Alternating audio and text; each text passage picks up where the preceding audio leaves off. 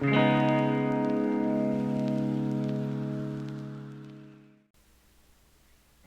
14th century was the earliest salt glazing was known to exist.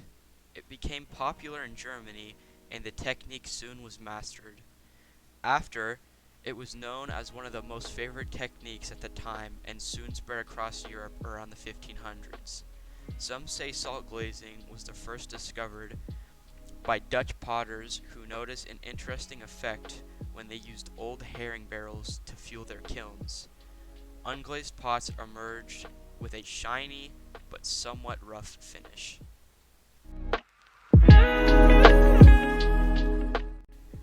The relative poverty and seclusion of the smaller towns in Germany where the art was made spared the region from the plundering armies that destroyed much of Germany during the 30 Years' War. After the war, most of the ceramic centers in the area quickly attained the prominence it still enjoys today. This is important to history because the production of salt glazed pottery was able to sustain the economy of small towns in Germany after the war had taken almost everything from the people around Germany, and it still gave them a tradition to stay and enjoy.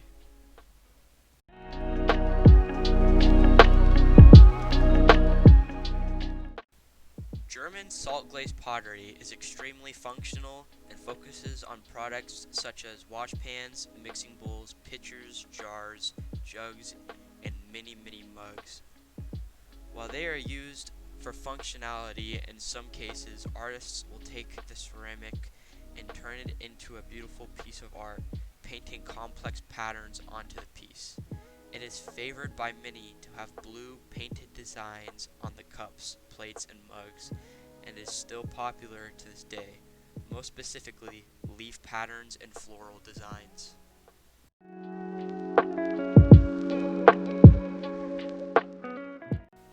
The clay that is used is a very strong type of clay, and the kiln is a special made one that most cases consists of a large base with many holes around the kiln that are used to pour salt onto the ceramic pieces.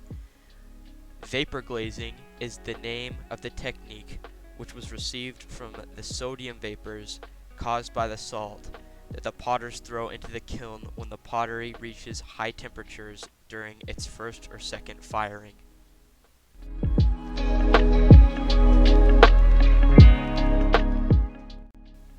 Salt glaze firing, which originated in Germany, creates a translucent, high-gloss, dimpled effect on the pottery.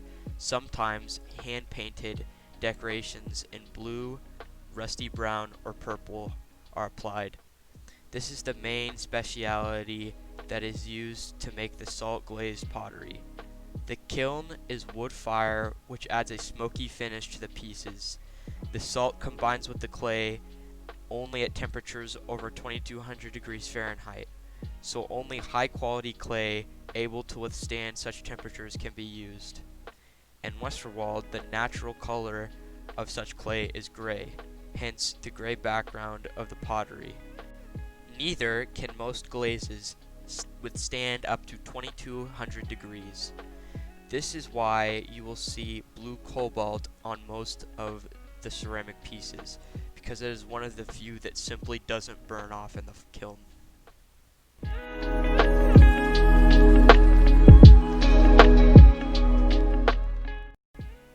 The art looks the way it does because of the way it is fired in the kiln with the addition of salt onto the ceramic pieces during firing. A salt glaze results when sodium combines at extremely high temperatures with the quartz in the clay to produce substances similar to glass. Chemically bound to the clay itself, the glaze provides an unusual strong finish. Salt glazing is responsible for not only the texture, but also the gray and blue colors of Westerwald pottery in Germany.